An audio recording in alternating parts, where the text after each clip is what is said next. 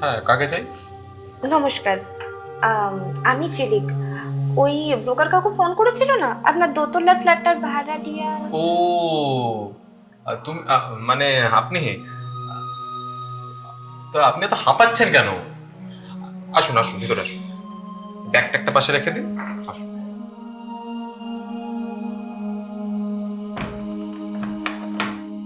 আসুন। সেট। দাঁড়ান, একটু কাজগুলো শেষ করি।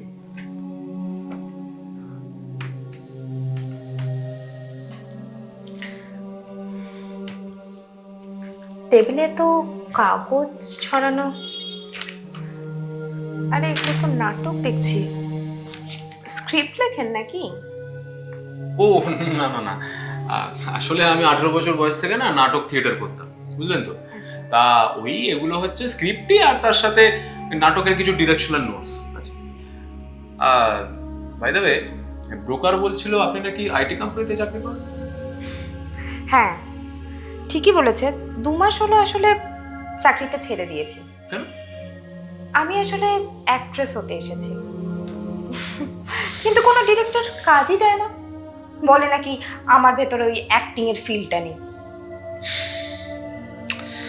দেখুন, অডিশনে ফিল তো আর এই বাজার থেকে কিনে, মানে বাজার থেকে কেনা যায় না, তাই না?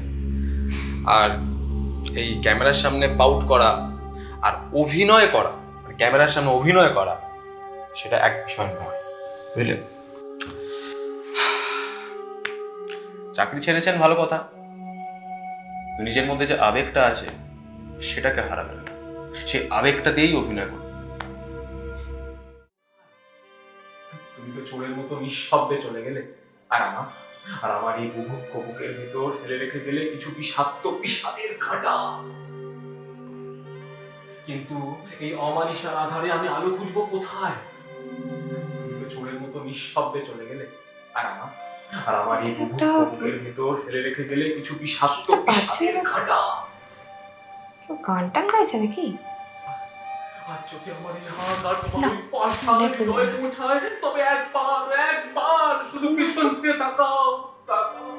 কেউ একটা আবৃত্তি করছে কিন্তু মনে হচ্ছে। এই অমানিসার আধারে আমি আলো খুঁজবো কোথায়? কিন্তু এই অমানিসার আধারে আমি আলো খুঁজবো কোথায়?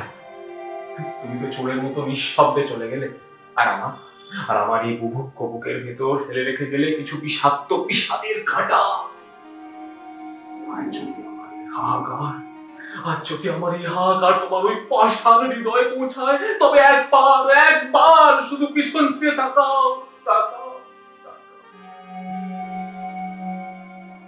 কি হলো? আপনি এখানে কি করছেন? না মানে আমি দেখছিলাম আপনার ডায়েরিতে অ্যাক্টিং এর বেশ কিছু টেকনিক লেখা রয়েছে। বলছিলাম যে কালকে আমার একটা অডিশন আছে, আমাকে একটু শিখিয়ে দেবেন প্লিজ? অসম্ভব, অসম্ভব। আমার টেকনিক শেখা খুব শক্ত, ওপর ওপর করলে হবে না, একদম টিপে টিপে। পরিশানি একটুখানি যদি গন্ডগোল হয়ে যায়, পুরো সাইজটাই একদম নষ্ট হয়ে যাবে। আমি যে কোনো টেকনিক শিখতে রাজি সৌম্য। সে সাইজ ছোট হোক বা বড়, আমি যে কোনো কষ্ট সহ্য করতে পারবো। তুমি বাস প্র্যাকটিসটা শুরু করাও প্লিজ। বেশ, তাহলে আজকেই প্রথম চ্যাপ্টারটা শুরু করা যাক।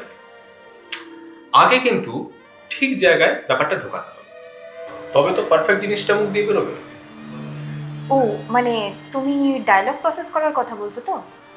আরে হ্যাঁ, মানে মাথায় স্ক্রিপ্টের ইমোশনটা ঠিক মতো না ঢোকালে মুখ দিয়ে প্রপার, মানে একদম পারফেক্ট এক্সপ্রেশনটা কি করে বেরোবে, তাই না? আর শোনো, মনে রাখবে, এই অভিনয়ের প্রথম ধাপই হলো পজিশন এন্ড টাইমিং।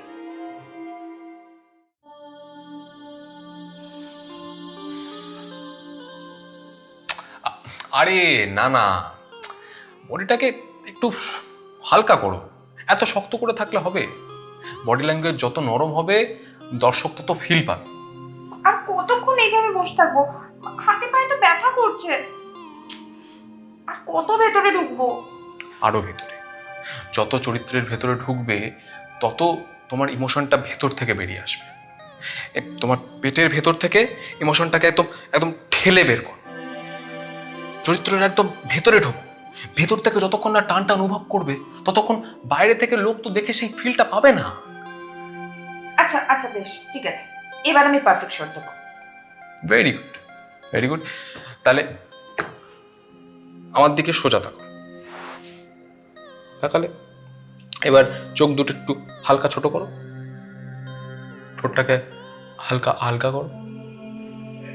এইবার আস্তে আস্তে ভেতরে ঢোকাও।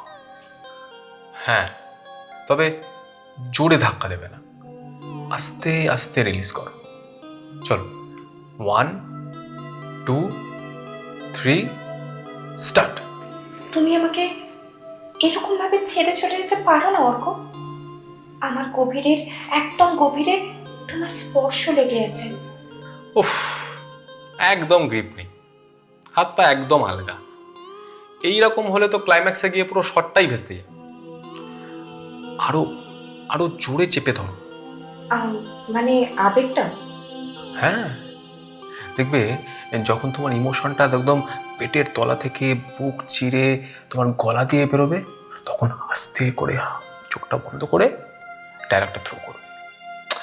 নইলে তোমার সামনে যে দর্শকরা বসে আছে সে তারা থ্রিলটাই পাবে না, বুঝতে পারলে? চলো এবার শুরু করো তো দেখি। অর্ক, তুমি আমাকে ছেড়ে যাওয়ার আগে তোমার সমস্ত স্মৃতি তোমার সঙ্গে নিয়ে যাও। আমাকে এইভাবে তিলে তিলে ছাই করে রেখে যাওয়া কি তোমার সাজে?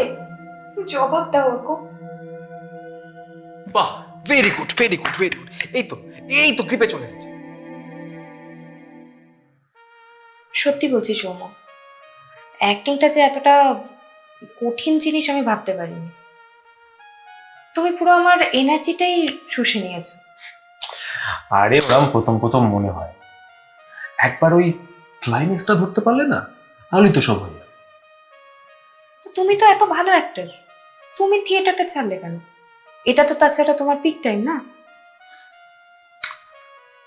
আসলে আমি তো অনেক অল্প বয়সে শুরু করেছিলাম, তাই বড্ড তাড়াতাড়ি হাঁপিয়ে গেছি।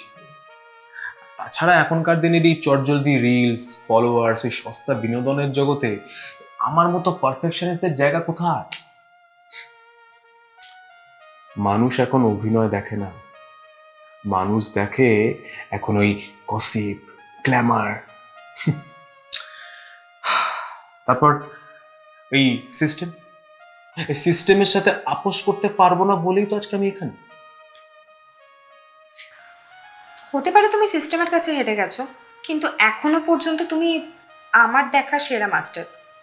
আর তাছাড়া তোমার ওই ডায়েরির প্র্যাকটিসগুলো আছে না, ওগুলো আমি কোনো বড় ইনস্টিটিউটে বা একাডেমিতে পয়সা দিয়ে শিখলেও হয়তো পেতাম না।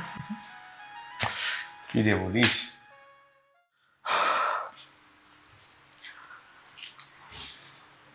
বাহ, রেডি হয়ে গেছো? তবে তোমাকে কিন্তু আজকে দারুণ লাগছে, মানে একদম রেডি লাগছে। কিন্তু সৌম্য, আমার না ভীষণ ভয় করছে। মানে লাস্ট টাইম তো রিহার্সাল যাবার আগে যদি আরেকবার প্র্যাকটিস করে নিতে পারতাম। হ্যাঁ, অবশ্যই অবশ্যই, এই নাও না, এই নাও স্ক্রিপ্ট নাও, নাও এই ডায়লগটা বলো তো। চলো স্টার্ট।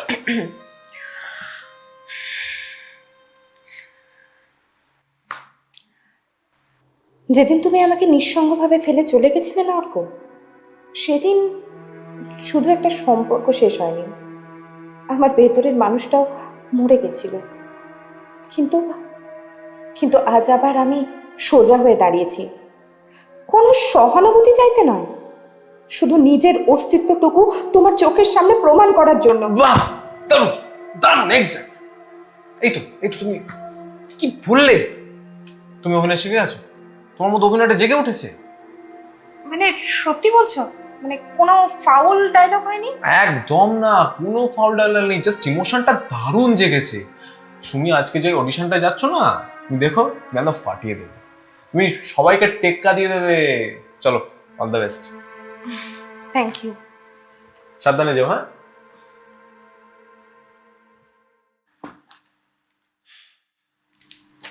সোমো, তোমার অডিশন কেমন হলো? আরে অডিশন আমার দারুণ হয়েছে, আমি সিলেক্ট হয়ে গেছি। মানে ডিরেক্টর বলেছে যে সিনটা একটু ছোট, কিন্তু আমার অ্যাক্টিংটা নাকি খুব ভালো হয়েছে।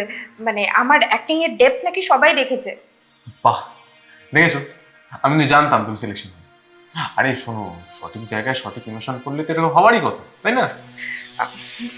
এটা তোমার জন্য। আবার এটার কি দরকার আরে ছিল? এটা তোমার ওই জাদুকরি ডায়েরিটার জন্য। এটা তোমার ভুল ধারণা। পরিশ্রম আর কষ্ট কিন্তু তুমি করেছো। হ্যাঁ, বলতে পারো আমি তোমাকে সঠিক দিকটা দেখিয়ে দিয়েছি।